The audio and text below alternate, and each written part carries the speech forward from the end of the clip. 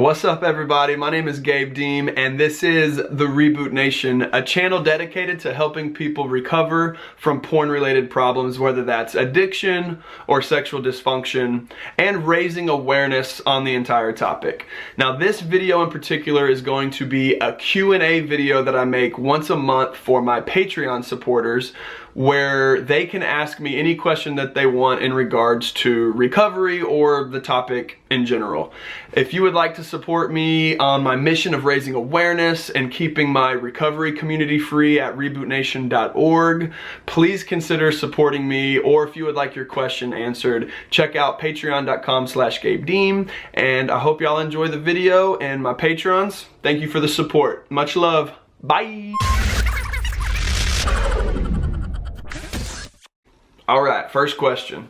I've tried everything to end this long flatline, and I was wondering if you think I should try cold showers to end the flatline. Do you think they would help me at all in my situation?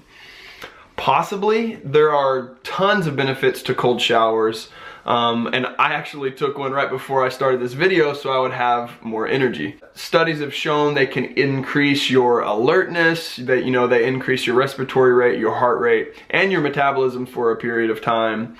And there's other benefits too that I won't get into, like skin and hair and stuff like that. But studies have shown that it can activate your sympathetic nervous system and increase the availability of neurotransmitters and endorphins that might alleviate some depressive symptoms and make you feel better and boost your mood and kind of get rid of feelings of being lethargic and fatigued. And I can say that's definitely the case for me. I took cold showers when I was going through recovery back in 2011 and 2012, and it definitely always just boosted my energy for the day and increased my alertness. And I think that if you're interested in trying to do this, the best way to start is take your shower like normal and then just turn the water to cold at the end and proceed to scream and pound your chest. That's my personal way of getting through the process. And then as you get used to it, because you will, you can extend the duration of the cold shower. And now sometimes I'll take anywhere from like a 2 to 3 minute cold shower, but I always start with lukewarm, maybe room temperature water, and then ease myself into it. My personal opinion is it's a great way to start the day. I personally like to do 2 things every morning, which is make my bed now and take a cold shower, because nothing starts your day better and sets the tone for the day better than doing something voluntarily that's uncomfortable and putting a little chaos in order. I think those 2 things are very important to set your tone, your mental tone for the day. And when I'm taking the cold shower, another little psychological trick that I like to do is I imagine the cold shower, the cold water hitting me as an uncomfortable task that I need to do that day. Whether it's something like making this video, which is always uncomfortable for me, or if it's doing something else, slaying some other proverbial dragon in my life that I'm kind of anxious or scared of, I imagine that cold shower as that dragon. So for instance, I'll say, oh, I gotta do the Q&A video, and just like pretend like I'm conquering that task when I take my cold shower, because then it builds confidence in me that I can do that. I can face challenges and conquer them. So that's just my advice.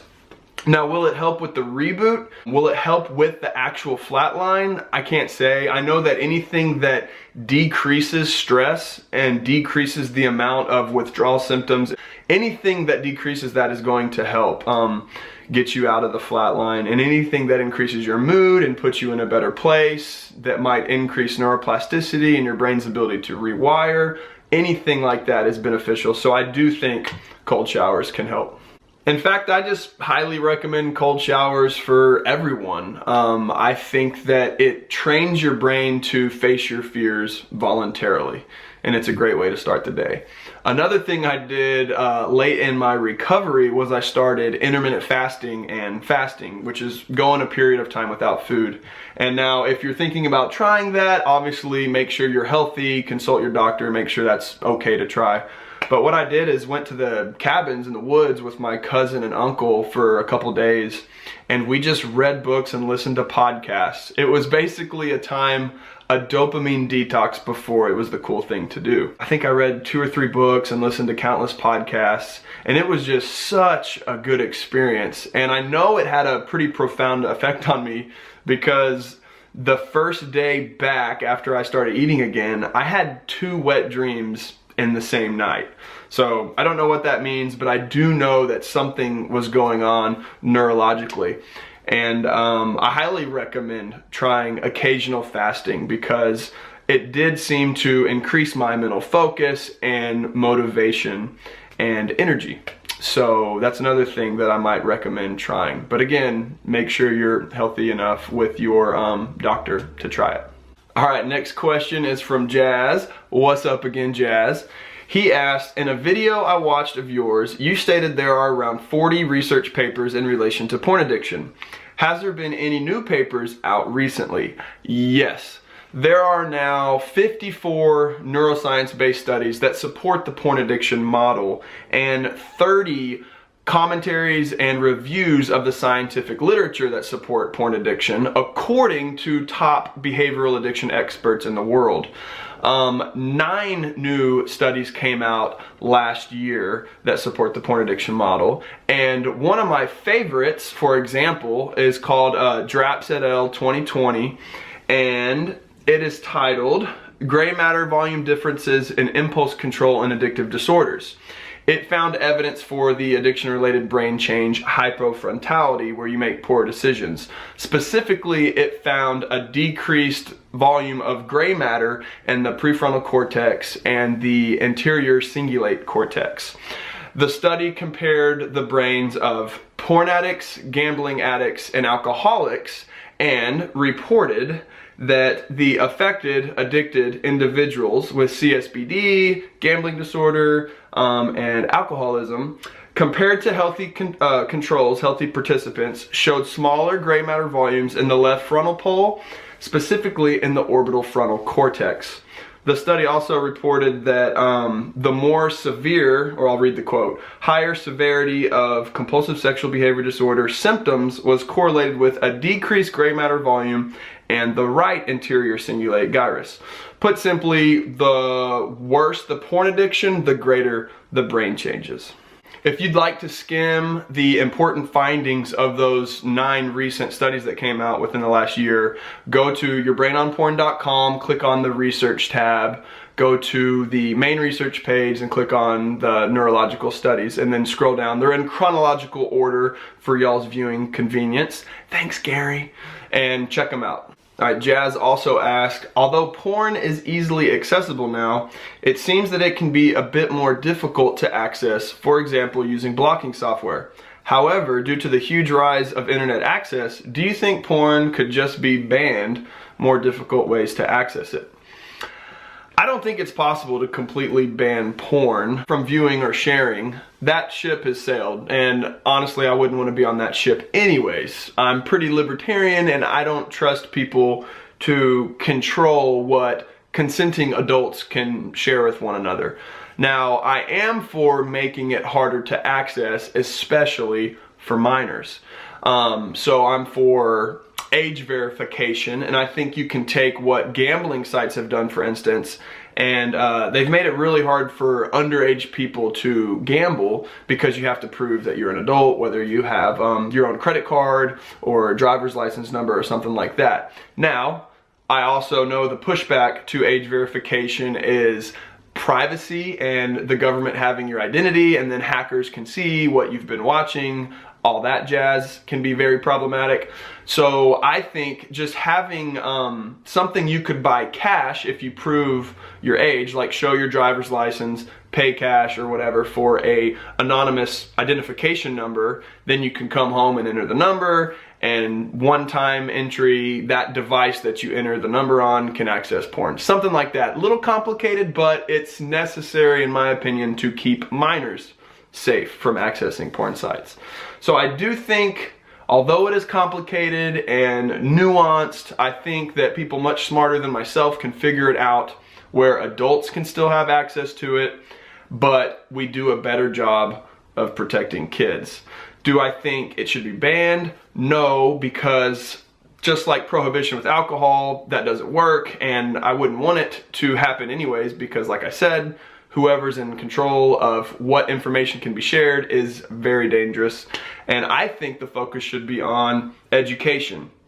I think the biggest thing and the most important thing that we can do going into the future is similar to cigarettes, where it's against the law for minors, health focused for adults, where there's a public awareness campaign on the potential negative effects. And something I'm also for is maybe making it mandatory for internet service providers to have a filter on an internet accessible device if that device is going to go to a minor. So if you're a parent and you buy a smartphone for your kid, that or whoever you buy the phone from, it could be mandatory that they have a filter already set up, and even maybe have an instruction manual for the parent of how to set up the filter correctly to keep their kids safe, and even warnings eventually on addiction and sexual dysfunction and stuff like that. So just like tobacco, there's warning labels all over the cigarette cartons. If you are giving a child a device that can access the internet, having health information on internet, social media, porn, video game addiction, and the negative consequences of all that. That would be a dream. And it's one thing that I'm gonna continually be pushing for. All right, next question is from Steve. What's up, Steve? He says, do you think people who are pro-porn have any good points? No. Next question. Just kidding. He goes on, I can't think of any, but I'm aware that we in the pro-information community, I like that framing, sometimes put ourselves in an echo chamber.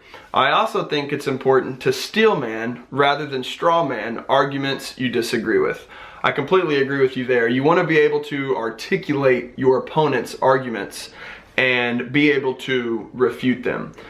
To know that you're standing on solid ground with logic as a foundation and not just believing something because you were told to believe it.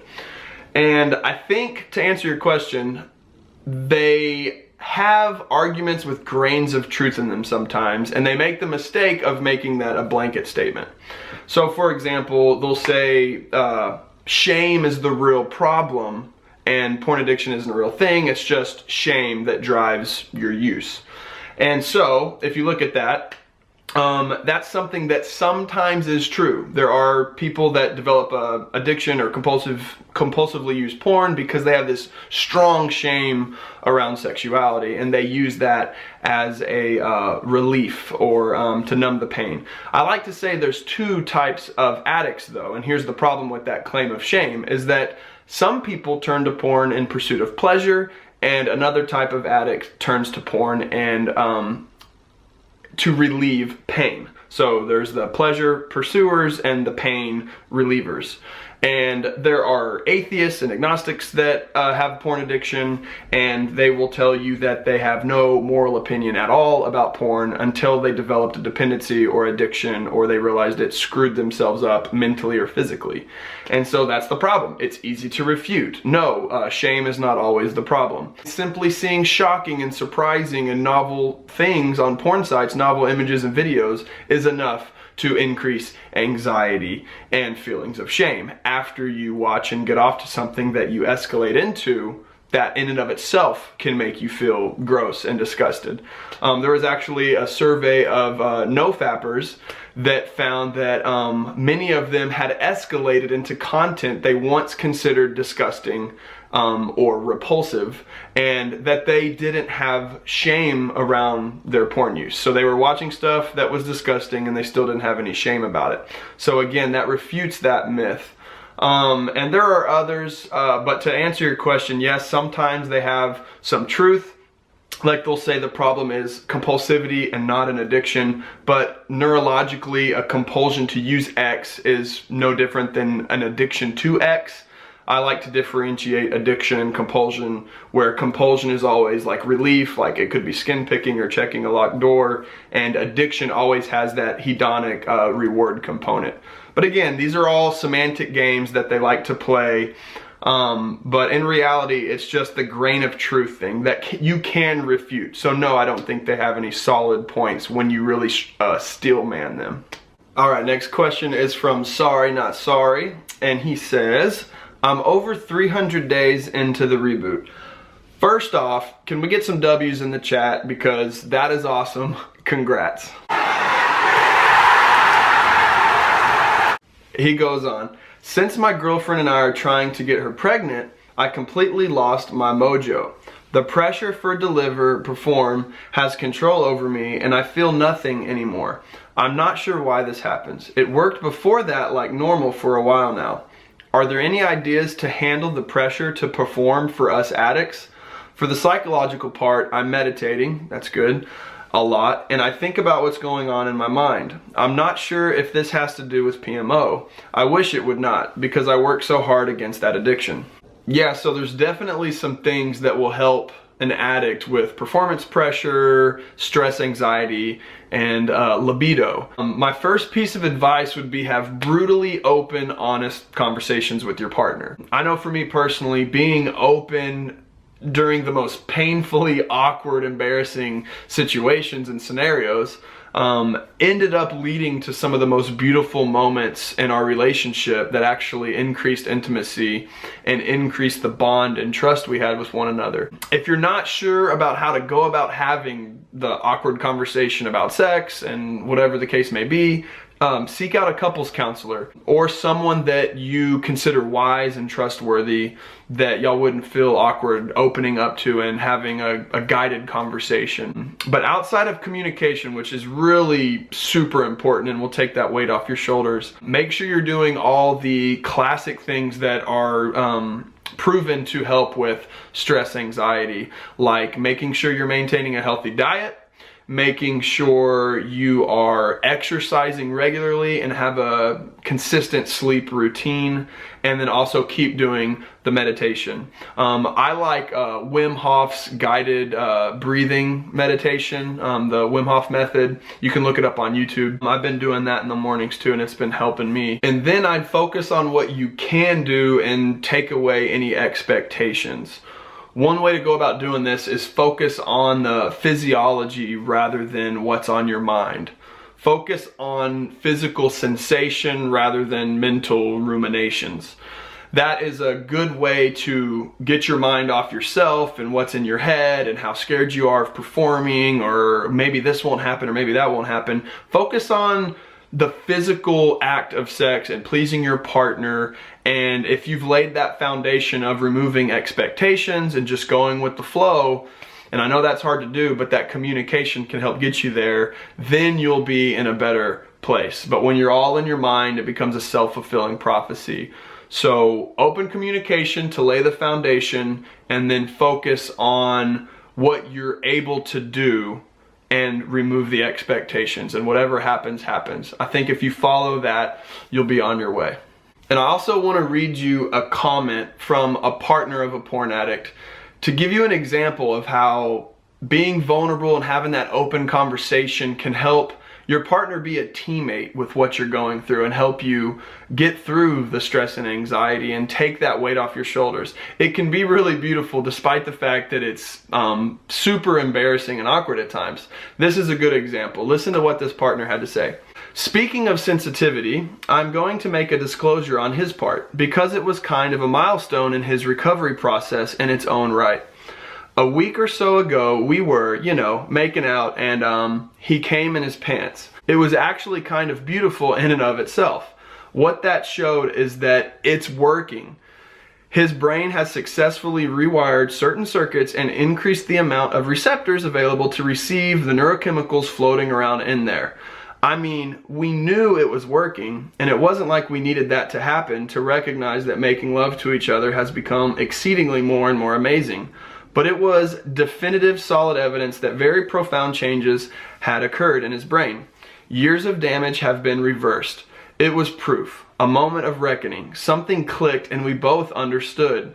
Holy shit, it's healed. Something's really happening here. All of you recovering porn addicts out there should take note of the fact that he has gone through his entire recovery process with me within a loving relationship. Do not be afraid to enter one. There is no better time than now. Be brave. It's worth every second of awkward vulnerability you will feel. Absolutely beautiful. I think that is super cool to see a partner like excited and understanding the neurochemistry that he might be going through and all of that. Like, that's a good example of where your partner can get to if we are, as addicts and people going through recovery of a sexual dysfunction, open about the situation and we both get educated together. So beautiful example. I hope everyone that's going through recovery, if you have a partner, you are open with them. I know there might be stages and conversations you need to have to get there if you're not even close to feeling comfortable talking about this with your partner. But again, it's just my advice. I think it's really beneficial, and it definitely takes the stress and the weight off your shoulders knowing you're not hiding anything and you can be vulnerable about where your mind's at. So I hope that helps. All right, next up we got another Flatline question. It says, so I'm on day 29 hard mode. Congrats on 29 days. The longest I've gone since 2012. Anyway, my life has changed a lot since then. I have a 3-week-old daughter, that's awesome, congrats, and girlfriend. I'm finally confident to say I'm done with porn for good. 2 symptoms are bugging me. Extreme insomnia, really hard because if you feel like shit all day, all I want to do is sleep at night, and my shrunken noodle. I think you mentioned this in one of your videos. As soon as I stop porn, within 48 hours, I go into a flatline. Shrunken to 1/3 of the normal size and cold to the touch. I know this is temporary, however it's scary. My last reboot was 94 days and for the whole time my love stick was in this sad state. So did you have this and when did it go away? Yes, I experienced the shrunken cold love stick. It went away around the 6-month mark when my libido started to come back. However, I also felt like I went back into some short flat lines after I would have an orgasm through oral sex from months 6 to 9. So yeah, I'd say what you're experiencing is normal for rebooters that go in and out of the flat line. If you have more questions on it, feel free to reach out. I would refer back to the flatline video I made. Again, I cover just about everything I can say about flatlines in that video. So just be patient and keep trucking through it. I think it'll get better with time. And you also asked, and with your freak out at your job, was it just overwhelming anxiety? What I hate is when I get super anxious while rebooting and there's no reason for it. My brain has a short-circuiting type of feeling. I can definitely relate to that. But for those of y'all that are familiar with my story, I had a panic attack late in my reboot, or a couple months into my reboot at a job. It was a combination of several things. It was probably withdrawal symptoms combined with feeling overwhelmed at the job, not being able to focus on my responsibilities, combined with a frustrated feeling on the fact that I didn't know what I was getting myself into, and I was angry that the information on the potential negative effects of porn wasn't readily available. It was a terrible season of life. You know, that was just one instance where it was at its worst, but I was in and out of extreme anxiety and depression and pretty, you know, one of the lowest points of my life. All I can say to that is the mental clarity gets better with time and the libido will come back. And if you focus on improving your life in all areas, that's the best thing you can do. And it will also help combat any withdrawal symptoms or just stress and anxiety from life. I know you say you got a new kid, so that's stressful. With the whole pandemic going on is stressful with work and stuff like that. So you have a lot of just normal life stressors coming at you right now. So the best thing you can do is try and take care of your mental and physical health and have, you know, it's hard to have a routine as a new parent, but try and get sleep when you can. If you're having trouble sleeping, you need to just make sure you're doing exercise as much as you can. That'll help you sleep better. Meditation. If you need energy, like I said earlier, you could take a cold shower, stuff like that. Just do things that are good for your mental health, and keep posting on the recovery forum when you get time, because being a part of that community and getting feedback from other people and helping other people on their journey will help give you a purpose in this season of chaos. And as long as the Flatline is there, just be patient, and I think you'll get through it. I hope the best for you. All right, last question. It says, I know masturbation is always up for debate, and there will always be different opinions. But if you do it once in a while, do you find old pixel visuals coming into your head? This is why I don't want to do it. I don't want those visuals returning, aka porn fantasy. The masturbation question is an individual thing. Some of y'all might know this, but if you have a sexual dysfunction, you often need to break the recovery process into 2 phases, where you have your reboot phase, where you regain sensitivity and you let the neurological pathways break apart that link porn with sexual arousal, and then a rewiring phase where you rewire your arousal template back to real healthy partnered sex. Now, if you do decide to go back to occasional masturbation, you can, and I myself went several years without masturbating at all, and I've done it a handful of times, no pun intended. Got him! But yeah, I mean, it's just up to the individual. That's all I can say. I think it's possible that you can do it without porn fantasy creeping in. Difficult, absolutely, and recommended, probably not, but it's up to you. So you have to decide, and you know yourself best. So, and last part of your question, I also posted a message saying I would like to see Noah, Gary, and yourself, and Charlie, however I don't really know him, do another podcast or further interviews together. It's been a few years, so it would be nice to see you guys chat again and do an update. So Charlie doesn't do any public speaking on the topic anymore, but if he ever reaches out to me or I get in touch with him, I'll definitely ask him if he'd be down for that. I'm pretty sure Noah and Gary probably would be up for an update interview. So I will definitely try and get that together. One thing I do want to start doing on the channel soon is interviews, where I interview various, experts in the addiction field or on the topic related to porn's effects. So yeah, I'm excited for the future. Be looking for the website update, and as always, thank y'all so much for the support. I really appreciate it, and I hope y'all have a great February. I'll see y'all soon in the next one. Much love. Bye.